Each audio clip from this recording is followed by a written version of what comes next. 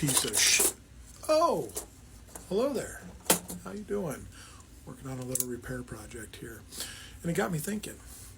See, there's this example I have with my kid's high school. There's a student there, excellent athlete, very good. Signed as a freshman to be a D1 baseball commit.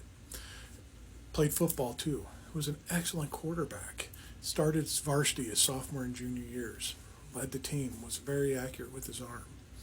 But he decided not to play his senior year this fall. Instead, he decided to concentrate solely on baseball.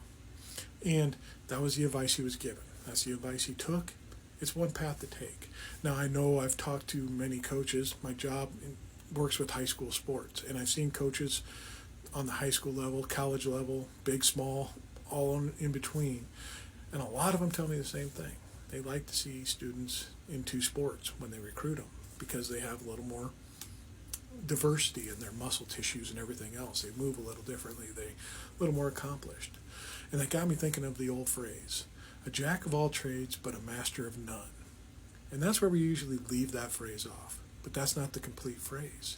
If you look back through history, it's a jack of all trades and a master of none is oftentimes better than a master of one.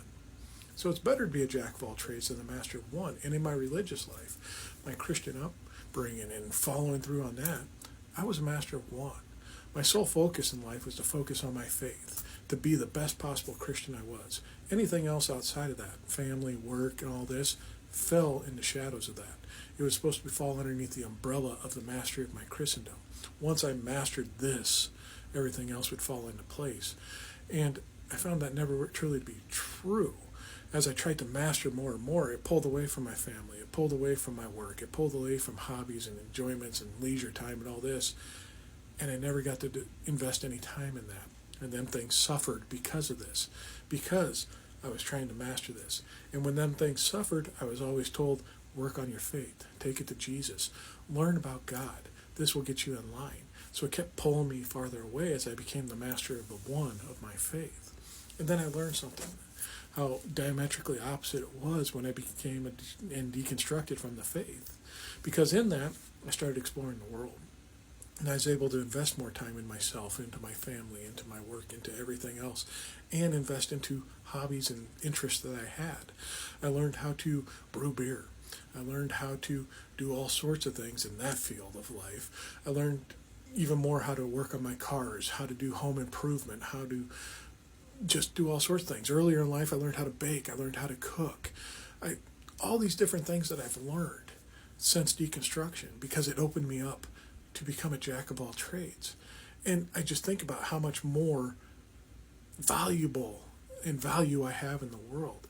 If someone needed help with their car, I have tools. I can have some primary knowledge of it. I'm not a mechanic. I'm not a master mechanic. I rely on some mechanics I know to help guide me in some of my projects.